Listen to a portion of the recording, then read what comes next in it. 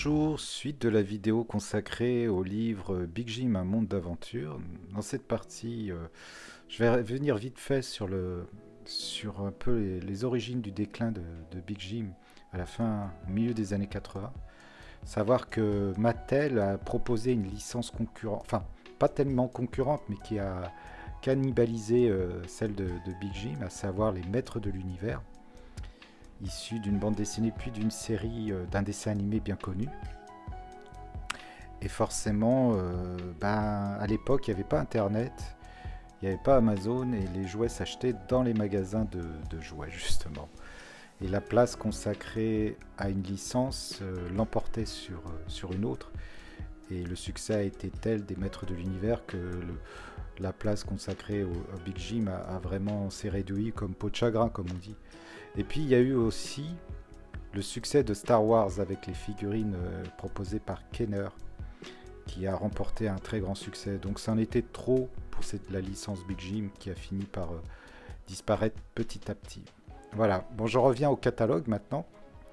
Ici nous avons le prototype d'un bateau, là c'est le siège social de Mattel.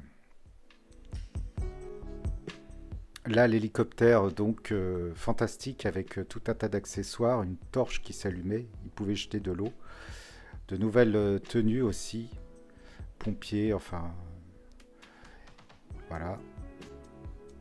Ici, c'est un tournage publicitaire pour Big Jim. De nouveaux personnages arrivent avec la justicier, un peu, c'est la Justice League avant l'heure, avec la team Wolf. Qu'on voit ici avec de nouveaux personnages. Là, le personnage Torpedo Fist avec son poing télescopique, sa bande dessinée. Voici la guilde Wolf.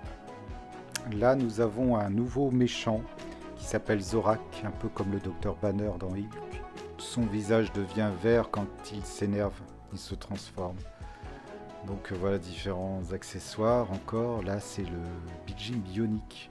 On arrivait en plein dans le côté espace science-fiction. C'était la période de Cosmos 1999. Ce personnage là d'ailleurs est sorti de la série.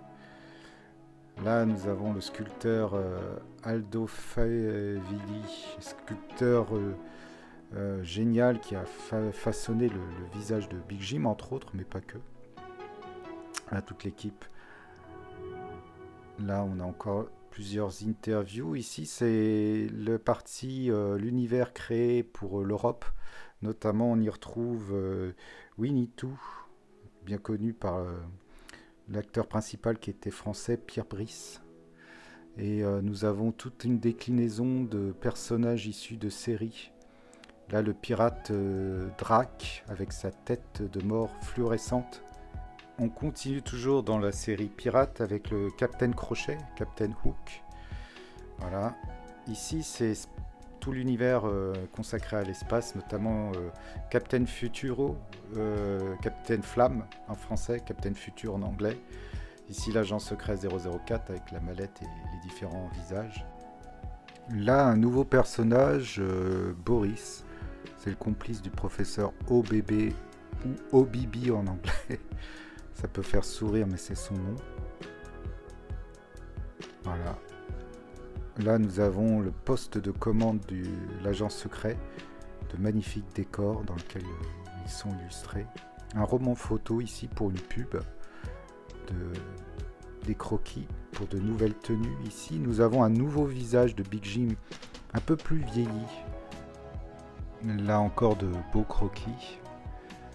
Avec des personnages de plus en plus matures, on va dire. Ici, la base de commande spatiale avec carrément un ascenseur. C'était assez dingue pour l'époque quand même. De nouveaux véhicules mis dans de magnifiques décors. Là, on arrive à une partie très intéressante. Le concepteur sur la fin avait proposé 2 personnages féminins, une héroïne et une méchante. Malheureusement, ces 2 personnages n'ont jamais vu le jour.